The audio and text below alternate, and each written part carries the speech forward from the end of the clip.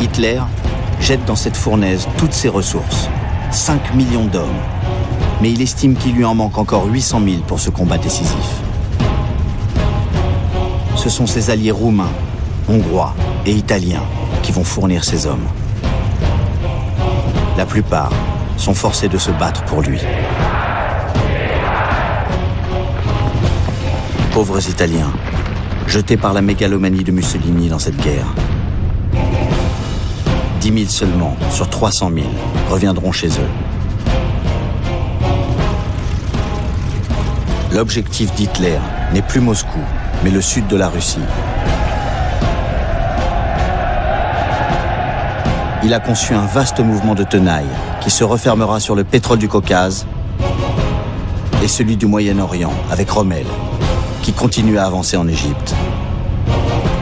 L'autre objectif, Stalingrad, la ville de Staline et ses usines. Hitler déclenche les deux offensives en même temps, ce qui inquiète l'état-major. Hitler divise ses forces, comme pour Moscou l'année précédente. En août 1942, Churchill va à Moscou avec Harriman, l'ambassadeur de Roosevelt, pour rencontrer Staline, qui réclame l'ouverture d'un second front à l'ouest.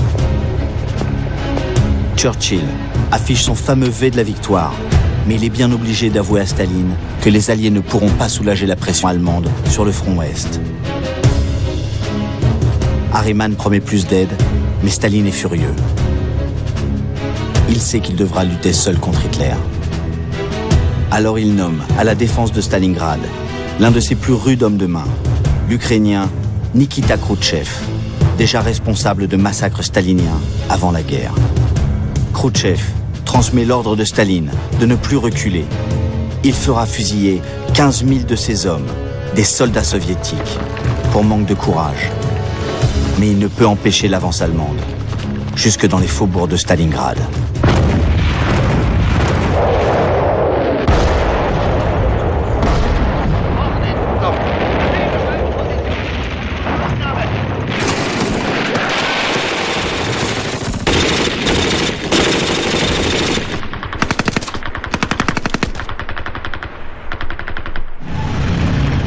Début septembre 1942, Paulus parvient à la ligne de chemin de fer qui va à Moscou, puis réussit à la remonter et prendre la gare centrale de Stalingrad.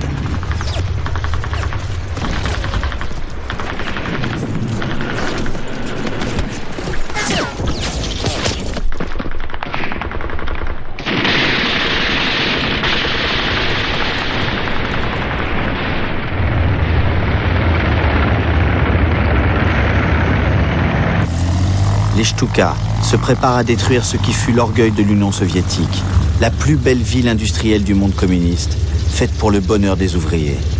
La cité Jardin, les usines Octobre Rouge ou Barricade. Les bombardements allemands tuent des milliers de civils.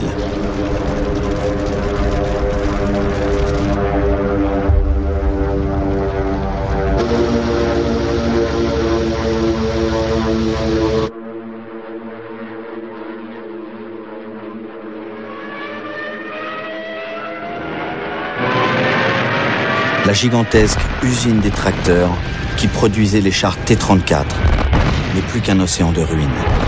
Mais ces ruines sont autant de blockhaus, de forteresses que les Allemands doivent prendre au corps à corps, au prix de lourdes pertes, qui ne sont pourtant rien à côté de celles des Russes.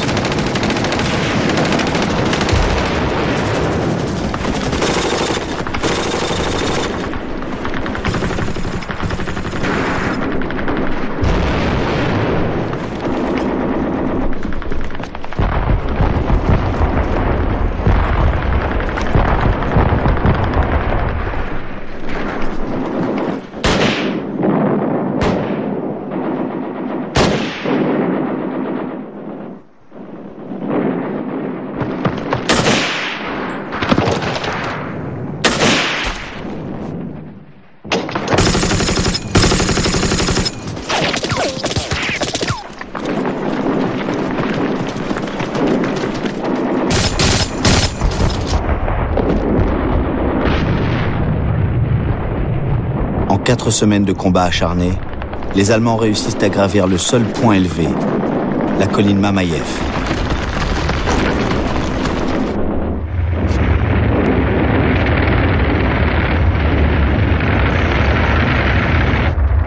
De là, ils peuvent contrôler l'ensemble de la ville. Le 15 octobre 1942, les Allemands atteignent leur but. Le grand fleuve russe, la Volga. Seule une mince bande de terre est encore aux mains de quelques soviétiques. Le général Paulus peut donc annoncer à Hitler que la 6e armée occupe la ville, sur laquelle flotte désormais la croix gammée.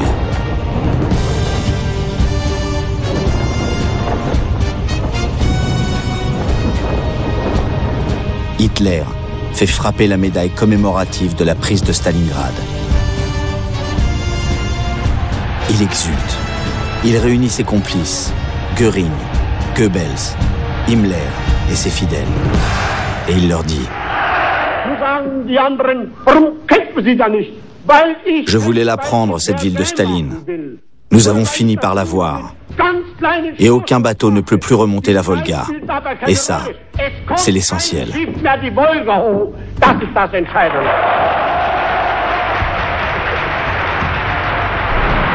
Fin octobre 1942. Adossée au fleuve, la ville de la Volga résiste encore.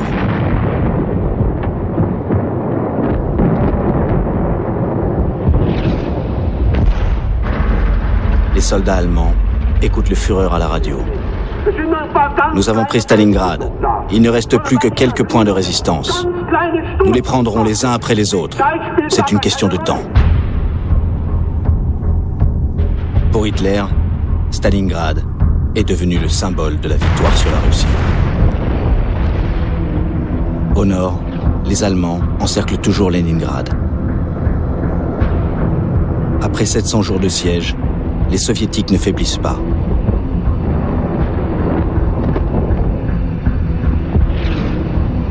Au centre, l'objectif, Moscou, est toujours un mirage pour les Allemands.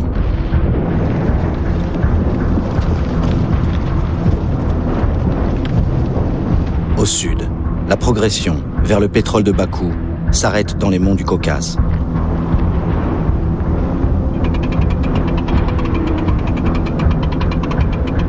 À Stalingrad, les Russes tiennent encore. Contrairement à ce qu'affirme Hitler, les bateaux soviétiques traversent toujours la Volga pour amener des renforts.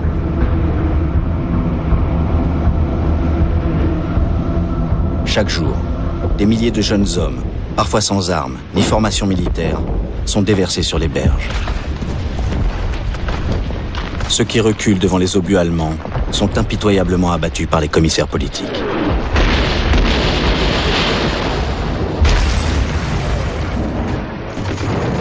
Un officier, le colonel Loudnikov, dit: nous nous battons pour chaque mètre de terre. Mais notre maître est différent. C'est le maître de Stalingrad. Chaque centimètre compte. Nous mordons la terre. Nous ne reculons pas.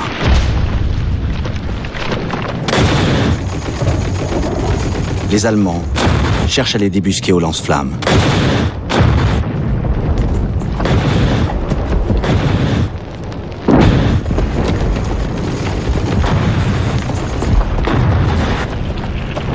C'est l'enfer de Stalingrad.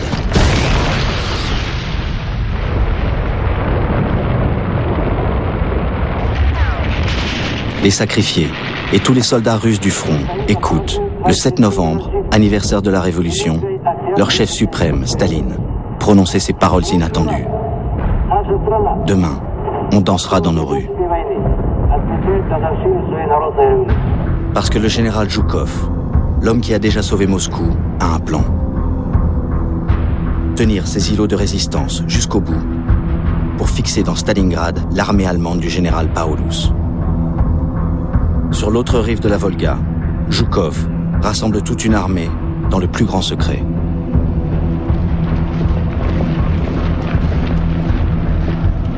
Tous doivent prêter serment à Staline. Товарищ Сталин! Товарищ Сталин! Клятвенно обещаем! Клятвенно обещаем! Что не пощадим! Что не пощадим! Своих сил!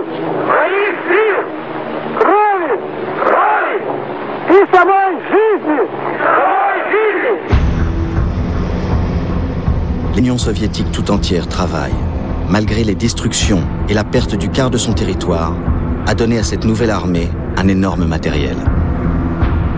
Les usines, déplacées et remontées aux portes de l'Asie, tournent maintenant jour et nuit. Là aussi, le sacrifice humain est terrible. Dans cet hiver de 1942, dans leurs ateliers sans chauffage et parfois même sans toit, les femmes ont froid.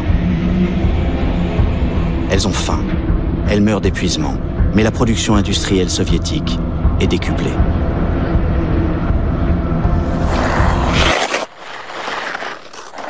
À 2000 km de là, autour de Stalingrad, les Allemands profitent d'un repos à l'arrière, en attendant de retourner se battre contre les derniers points de résistance russes.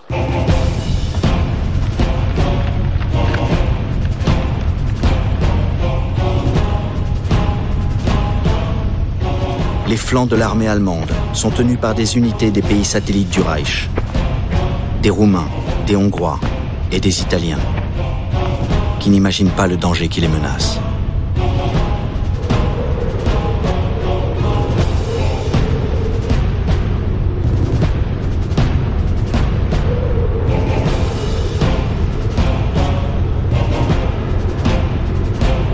À quelques kilomètres de là, les soldats soviétiques se préparent à l'assaut.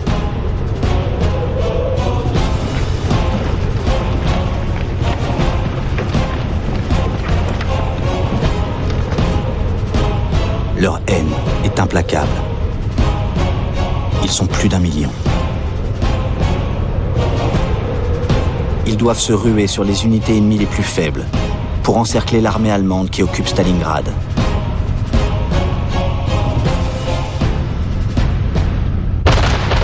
À 5 heures du matin, 3000 canons et orgues de Staline écrasent les lignes ennemies.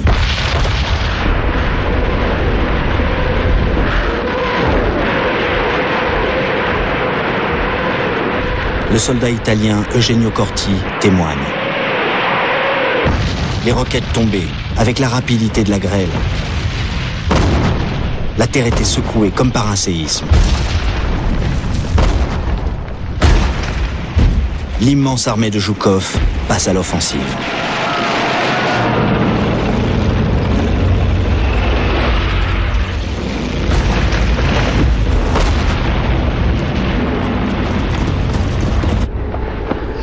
Les Hongrois n'avaient pas assez de munitions. Les Roumains n'avaient pas d'armes anti-chars. Les Italiens ont laissé leur vie.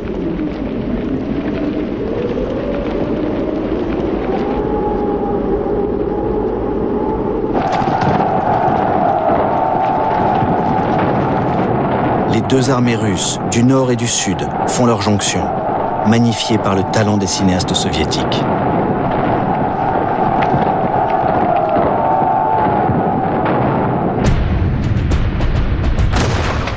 Les Allemands voient les chars russes refermer le cercle autour d'eux. La 6e armée du général Paulus est prise au piège de Stalingrad.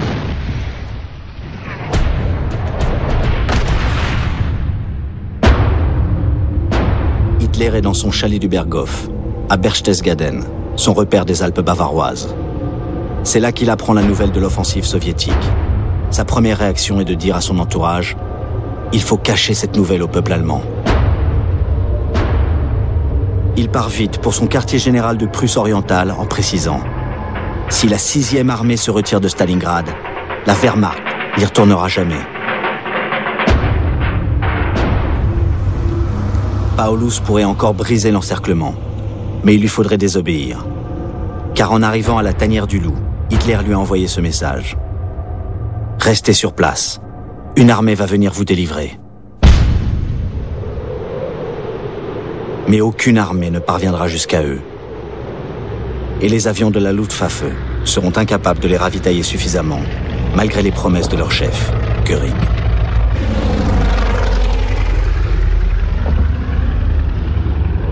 À Noël, la ration est réduite à 50 grammes de pain et 12 grammes de graisse. Le soldat infirmier Paul Gerhard Müller, 30 ans, écrit Ma très chère Magdalena, cette lettre est une tentative, probablement la dernière d'entrer en contact avec le monde extérieur. Mon amour, je ne veux pas te faire de peine inutilement, mais tu dois savoir ce qu'il en est ici. Tous ces blessés, la misère de la situation actuelle, dépasse de loin ce que nous avons vécu. Le lieutenant von Lebeke dit « Dans nos radios, on entendait un Russe nous répéter en allemand. Toutes les 7 secondes, un soldat allemand meurt en Russie. Stalingrad, Massengrab. Stalingrad, fosse commune. »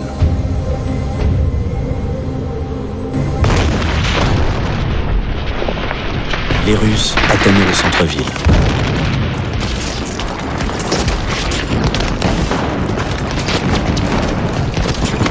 Face au drapeau rouge, le magasin Univermag, où se terre le chef de la 6e armée, le général Friedrich Paulus.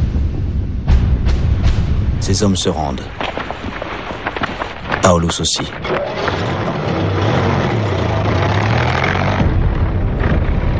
La veille, Hitler l'a nommé maréchal, en pensant que son honneur l'obligerait à se suicider.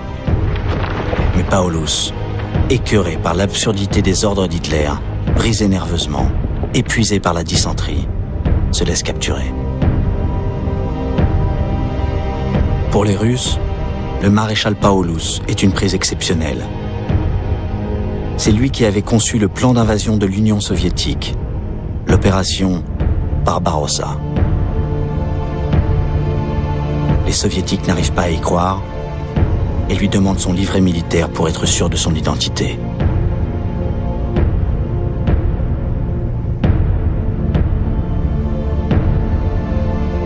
Paulus va collaborer avec les Russes et faire condamner ses anciens chefs, comme Keitel, au procès de Nuremberg.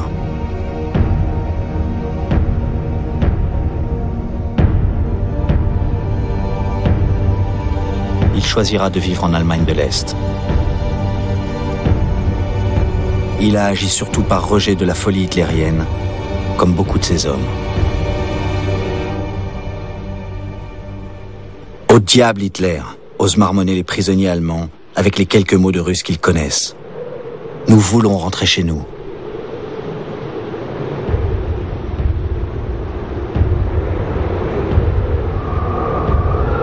On peut imaginer l'émotion de tous les peuples occupés. Après la défaite de Stalingrad, l'espoir renaît.